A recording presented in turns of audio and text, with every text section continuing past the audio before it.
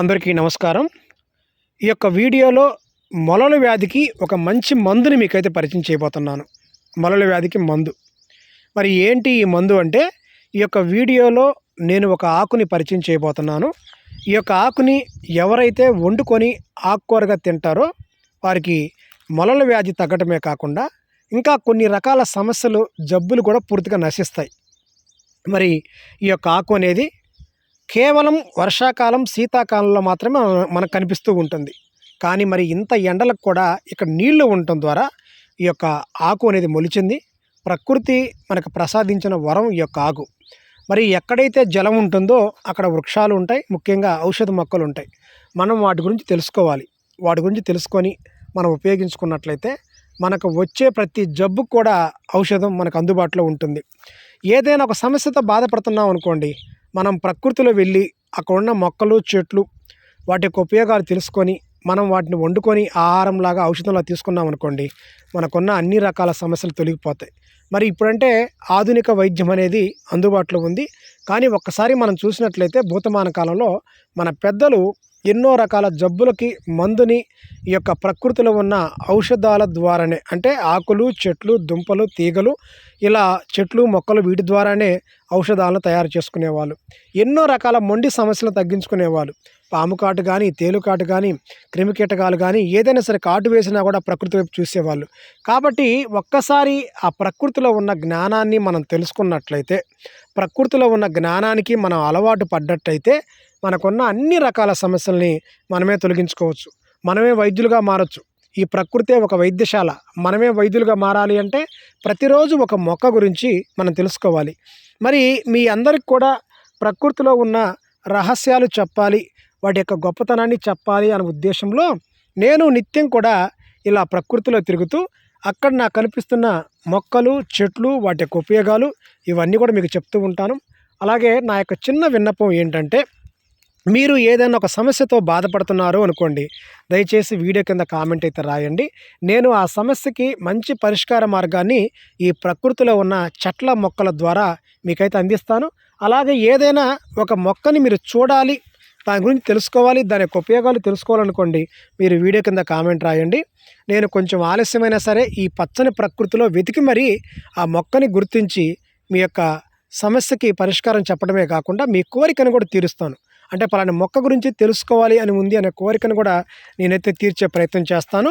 అలా గతంలో చాలా వీడియోలు చేశాను. చూడండి, ఈ పచ్చని ప్రకృతి ఎంత అందమైందో చూడండి. కొంచెం వర్షం పడిందంటే చాలు, చూడండి ఎలా మొలిచాయి మొక్కలు.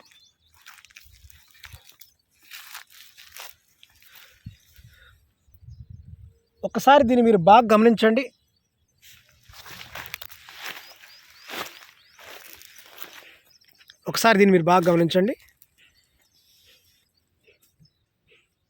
ఈ చిన్న చిన్న ఆకులు, పసుపు వర్ణంలో ఉన్న పువ్వులు, అలాగే ఇక్కడ చూడండి పెసరకాయల మాదిరిగా కాయలు. చూసారా? మనం వర్షాకాలంలో వెళ్తున్న క్రమంలో రోడ్డుకి ఇరువైపులా ఇంటి చుట్టుపక్కల ఈ చెట్టు అనేది ఎక్కడ పట్టినా మనకు కనిపిస్తూనే ఉంటుంది. మరి వేసవిలో నీళ్లుంటే మాత్రమే కనిపిస్తూ ఉంటుంది. చూసారు కదా? దీనినే తగిరస చెట్టు అంటారు. తగిరస చెట్టు, తంటెపు మొక్క అని కూడా అంటారు. చక్రమర్ద చెట్టు అని కూడా అంటారు. తగిరస, తంటెపు మొక్క, చక్రమర్ద చెట్టు. దీన్ని 3 పేరుతో పిలుస్తూ ఉంటారు. మరి ఇది ఒక మంచి సాగు చేయని ఆకుకూర. మనం తోటకూర, పాలకూర, గోంగూర, చుక్కకూర ఇలా సాగు చేసే ఆకుకూరలు మనం చూస్తూ ఉంటాం.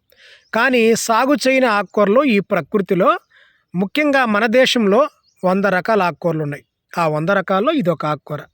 మరి దీన్ని కూరగా వండుకొని తింటే మీకు ఆశ్చర్యం కలగవచ్చు. అదేంటండి దీన్ని ఆకుకూరగా వండుకొని తింటారా అంటే, ఖచ్చితంగా వండుకొని తినాల్సిన కూర ఇది.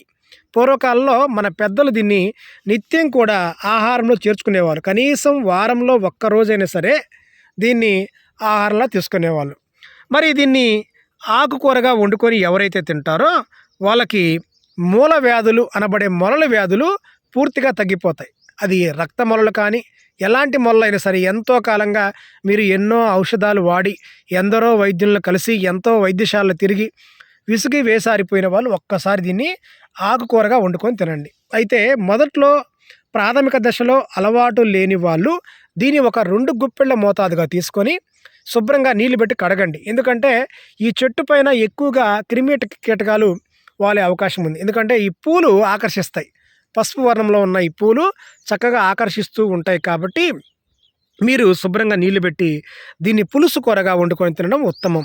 మరి పులుసు కూరగా వండుకొని తినలేని వాళ్ళు దీన్ని పప్పు, సాంబార్, రసంలో వేసుకొని చక్కగా వండుకొని తినొచ్చు. మరి దీన్ని తినడం ద్వారా మొలల వ్యాధులు తగ్గడమే కాకుండా గ్యాస్ట్రిక్ లాంటి సమస్యలకి పూర్తిగా తగ్గిపోతాయి. కడుపు మంట, కడుపు ఉబ్బరం, కడుపులో నొప్పి పూర్తిగా తగ్గిపోతాయి. ఇక కాళ్ళల్లో, చేతుల్లో, ముఖంలో, శరీరంలో ఎక్కడైనా సరే చెడు నీరు ఉన్నట్లయితే ఆ చెడు నీరు సమస్య పూర్తిగా తగ్గిపోతుంది. అలాగే ఒళ్ళు నొప్పుల సమస్యలు పూర్తిగా తగ్గిపోతాయి. అలాగే మలదోషాలు, మూత్ర దోషాలు పూర్తిగా తొలగిపోతాయి. ఇంకా దీన్ని వండుకొని తినడం ద్వారా జీర్ణశక్తి బాగా మెరుగవుతుంది. జీర్ణశక్తి సమస్యతో బాధపడుతున్న వాళ్ళు ఖచ్చితంగా దీన్ని ఆకుకూరగా వండుకొని తినాలి. మరి తామర, గజ్జి, చిడుము రోగాలకి ఇది బాగా పనిచేస్తుందండి. ఇదిగో ఈ పెసరకాయల వంటిగా కాయలు ఉన్నాయి కదా, ఈ యొక్క గింజల్ని తీసుకొని వీటిని అంటే బాగా ఎండిన తర్వాత ఆ గింజలు తీసుకొని దాన్ని రోజు వాటర్లో బాగా నూరి కలిపి దీన్ని చర్మ రోగాలపైన రాస్తూ ఉండాలి. ఇలా చేయడం ద్వారా గజ్జి, తామర, దురదలు పూర్తిగా తగ్గిపోతాయి. ఇక చర్మ కాంతికి దీని యొక్క గింజలను తీసుకొని రోజు వాటర్లో అంటే ఈ పండుబండిన గింజలు, ఎండిపోయిన గింజలు తీసుకొని రోజు వాటర్లో కలిపి చర్మం పైన, నల్ల మచ్చలపైన, తెల్ల మచ్చలపైన, సోబి మచ్చలపైన రాస్తూ ఉన్నట్లయితే చర్మం యొక్క రంగు కూడా మారుతుంది. మరి ఎంతో కాలంగా మనల్ని ఇబ్బంది పెడుతున్న ఆ ఒంటిపైన ఉన్న మచ్చలు తెల్ల తెల్లగా పొళ్ళగా ఉంటాయి. ఈ మచ్చలకి వీటి యొక్క గింజలు తీసుకొని మనం అన్నం వండగా వచ్చిన గంజి, ఆ గంజితో నూరి దీన్ని సోబి మచ్చలపైన, పొడి మచ్చలపైన రాస్తూ పొడమచ్చలు, పొడి మచ్చలు అంటారు, వీటిపైన రాస్తూ ఉన్నట్లయితే ఆ మచ్చలు కూడా శాశ్వతంగా తగ్గిపోతాయి, నయమైపోతాయి. ఇక ఒక్క సైడ్ తలనొప్పి, దీన్నే పార్శ్వపు తలనొప్పి అంటారు, ఒంటి సైడ్ తలనొప్పి అంటారు. దీని యొక్క గింజలు చూడండి పెసరకాయల మాదిరిగా ఉన్నాయి. ఈ యొక్క గింజల్ని మనం తీసుకొని గంజితో నూరి వీటిని కనుక లేపనం చేస్తూ ఉన్నట్లయితే తలపైన ఎక్కడైతే ఒక్క సైడ్ తలనొప్పి వస్తుందో ఆ ఒక్క సైడ్ తలనొప్పిని రాయడం ద్వారా ఆ ఒంటి సైడ్ తలనొప్పి పూర్తిగా తగ్గిపోతుంది. మరి ఏదైనా క్రిమి కీటకాలు, పేడ పురుగులు, కందిరీగలు కనుక కుట్టి అలాగే దద్దుర్లు, నొప్పి లేదంటే ఎలర్జీ వస్తున్న సమయంలో ఈ యొక్క ఆకులను తీసుకొని రసం తీసుకొని దానిపైన రాస్తే పూర్తిగా తగ్గిపోతాయి. అంటే ఆ వాపు, నొప్పి, ఆ ఎలర్జీలు, ఆ పుండ్లు అవన్నీ కూడా పూర్తిగా తగ్గిపోతాయి. ఇక షుగర్ పుండ్లు, ఎంతో కాలంగా ఇబ్బంది పెడుతున్న మొండి పుండ్లు ఉన్నాయి. దీనికి ఈ యొక్క ఆకులను తెచ్చి ఆముదంలో వేసి బాగా వేడి చేసి దీన్ని మెత్తగా నూరి ఈ వచ్చిన గంధాన్ని మళ్ళా ఒకసారి ఆముదంలో ఉడికించి దీన్ని తీసుకొని కనుక ఆ పుండ్ల పైన రాస్తూ ఉన్నా లేదంటే ఆ పుండ్ల పైన కట్లు కడుతూ ఉన్నా, తెగిన గాయాలపైన రాస్తూ ఉన్నా కూడా ఎంతో కాలంగా మనల్ని ఇబ్బంది పెడుతున్న పుండ్లు అనేవి శాశ్వతంగా మాయమవుతాయి. ప్రయత్నం చేయండి. ఎంతో కాలంగా మనం పుండ్లు మానక మానసిక సమస్యతో ఆ పుండ్ల వల్ల ఎలర్జీ వస్తూ అలాగే ఆ పుండ్లు గోగుతూ వాటి చీము గారుతూ, రసి గారుతూ ఇలా రకరకాల సమస్యలతో బాధపడే వాళ్ళు ఒకసారి ఈ ప్రయత్నాన్ని చేయండి. ఇక ఇది వృద్ధుల్లో వచ్చే కీళ్ళ నొప్పులకి చాలా బాగా పనిచేస్తుందండి. ఎవరైనా సరే కీళ్ళ నొప్పుల సమస్యతో బాధపడుతున్న వృద్ధులు ఒక్కసారి ఈ యొక్క ప్రయత్నాన్ని చేయండి. ఈ యొక్క ఆకుల్ని తీసుకొని ఆముదంలో దీన్ని బాగా ఆముదాన్ని వేయించి ఈ యొక్క ఆకుల్ని వేసి బాగా ఫ్రైలా చేసుకొని దీన్ని గోరువెచ్చగా ఉన్నప్పుడు దీన్ని కీళ్ళ నొప్పుల పైన వేసి కాపడం పెడుతూ ఉండాలి. అంటే ఒక కాటన్ వస్త్రంలో ఈ వేడిగా ఉన్నది వేసి దాన్ని ఒక మూటలా కట్టి దీన్ని కాపడం పెడుతూ ఉండాలి. ఎవరైతే ఇలా చేస్తూ ఉంటారో ఒళ్ళు నొప్పులకు పనిచేస్తుంది, కీళ్ళ నొప్పులకు పనిచేస్తుంది, వాత నొప్పులు, నరాల నొప్పులు, వేడి నొప్పులు, అధిక ఉడుకు వల్ల వచ్చే నొప్పులకు కూడా ఇది శాశ్వతంగా పనిచేస్తుంది. ఇంకా నులిపురుగుల సమస్య, గ్యాస్ట్రిక్ సమస్య, కడుపులో మంట, కడుపులో ఉబ్బరం, జీర్ణశక్తి సమస్యలకు కూడా ఈ యొక్క ఆకు చాలా అద్భుతంగా పనిచేస్తుందండి. ఈ యొక్క ఆకు చాలా అమృతంలో రుచి కూడా బాగుంటుంది, రుచి బాగుంటుంది. మనం దీన్ని తీసుకుంటే అన్ని రకాల సమస్యలు తగ్గిపోతాయి. మరి దీన్ని ఎక్కడ పెట్టినా ఇది మనకి కనిపిస్తూనే ఉంది కదా, మనకి ఎక్కువగా దొరుకుతుంది కదా అని చెప్పి దీన్ని పిచ్చి మొక్క అనుకొని భ్రమపడొద్దు. ఇది ఒక మంచి ఆహారం.